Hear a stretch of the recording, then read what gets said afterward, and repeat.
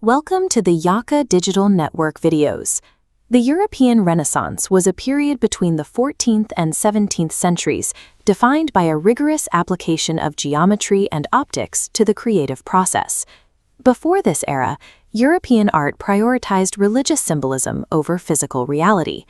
Painters followed a tradition where the spiritual meaning of a subject dictated its appearance. This medieval religious icon follows that logic. The figures are front-facing on a flat plane, with no attempt to simulate background depth or environmental space. The shift toward the Renaissance began when artists started treating the canvas as a simulated three-dimensional space rather than a flat surface. Achieving this level of realism required artists to function as applied scientists, building a new set of rules based on the laws of geometry and physics. This rebirth of art was the moment visual representation became a field of data-driven engineering. While this movement spread across Europe, it was centered in the architecture and studios of Italy. The intellectual engine driving this change was a philosophy known as humanism.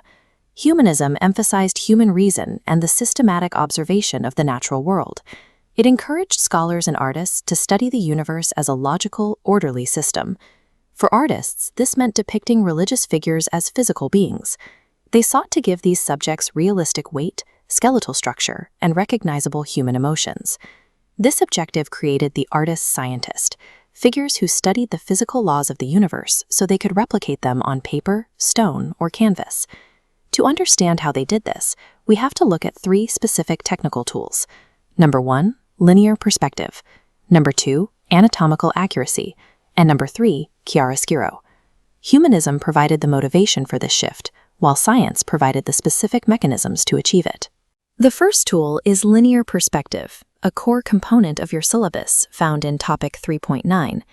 Linear perspective is a mathematical system for mapping the illusion of three-dimensional depth onto a two-dimensional surface. Leonardo da Vinci's The Last Supper is a clear dataset for these mathematical rules. The system relies on a central coordinate, the vanishing point, located behind the central figure. Diagonal orthogonal lines radiate outward along the ceiling panels and walls, converging precisely on that target.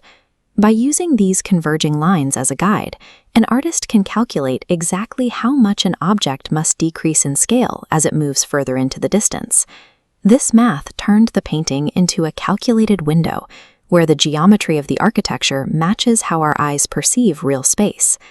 The second pillar is anatomical accuracy, which you will find in topic 3.6 of the syllabus.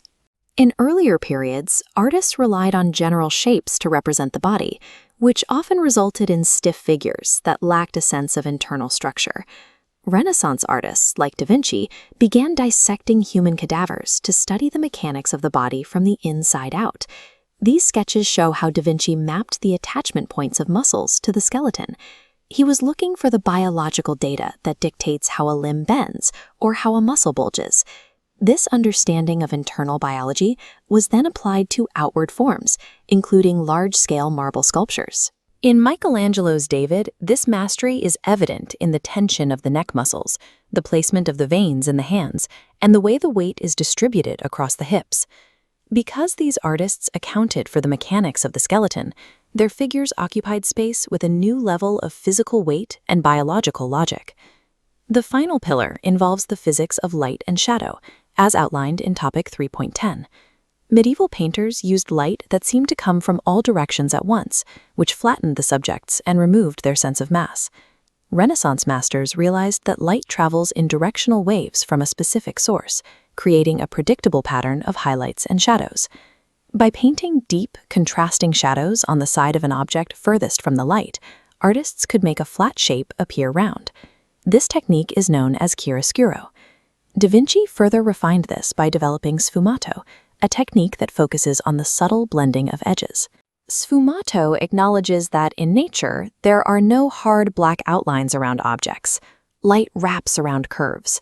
In the Mona Lisa, you can see how the shadows around the eyes and mouth transition softly, mimicking the way light hits human skin. Chiaroscuro and sfumato provided the tools to represent physical volume and mass on a flat surface. These principles are not universal. They are chosen based on the specific cultural goals of the artist. The Renaissance goal was the accurate mimicry of optical physics and the natural world. Traditional African and Ugandan arts often operate with a different set of priorities. In many traditional styles, artists intentionally move away from optical realism in favor of stylization and symbolic representation.